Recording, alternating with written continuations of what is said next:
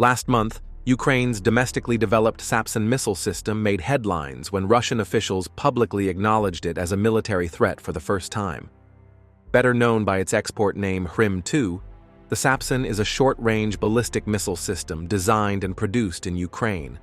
While the program began nearly 2 decades ago, it has only recently become operational, and its emergence couldn't come at a more critical time.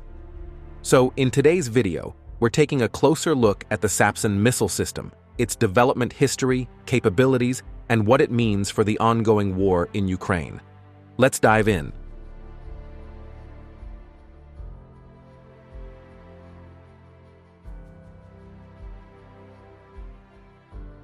The Sapsan project began in the mid-2000s as Ukraine looked to replace its Soviet-era Tochka missiles, which had limited range and aging infrastructure.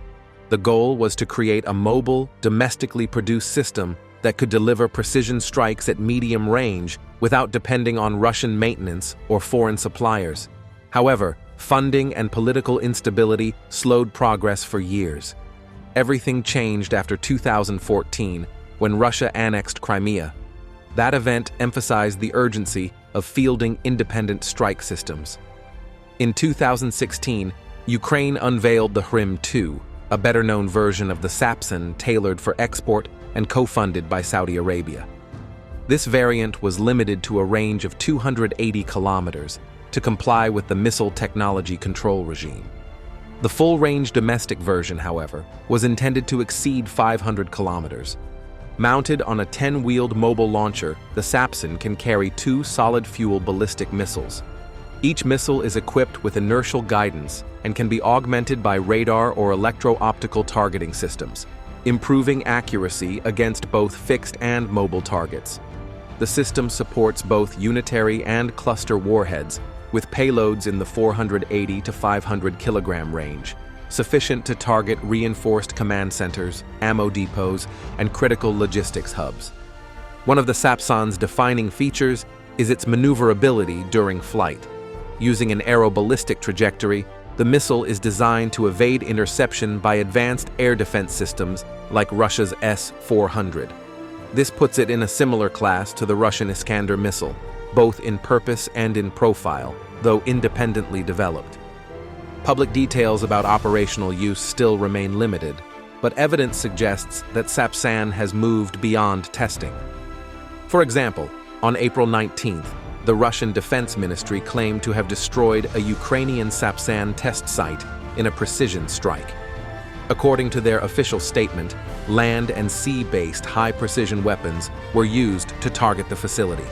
While the full extent of damage is unconfirmed, the fact that the system was specifically targeted reflects growing concern within Russian military circles about Ukraine's evolving strike capabilities. This is where the Sapsan becomes more than just a technical achievement. Strategically, it gives Ukraine the ability to strike high-value targets deep behind enemy lines, potentially up to 700 kilometers away, depending on the variant.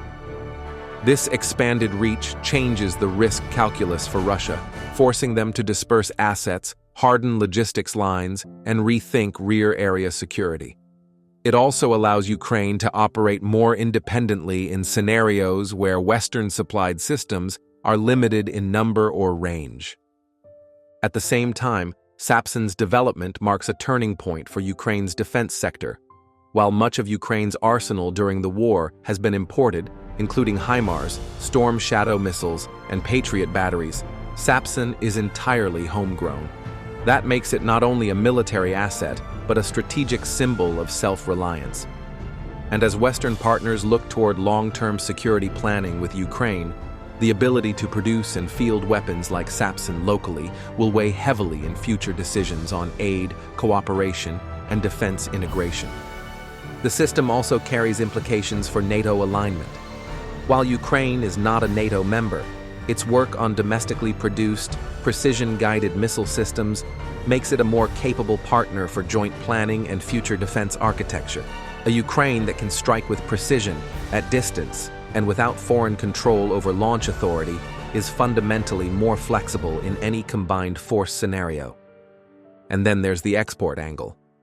The Hrim-2 version of the Sapsan has already attracted interest from international buyers. If the war proves the system's battlefield effectiveness, it could open the door for Ukrainian arms exports, particularly to countries looking for tactical missiles outside US or Russian supply chains. So what do you think? Let us know in the comments below. And if you found this video insightful, give it a thumbs up and don't forget to subscribe for the latest defense news and analyses.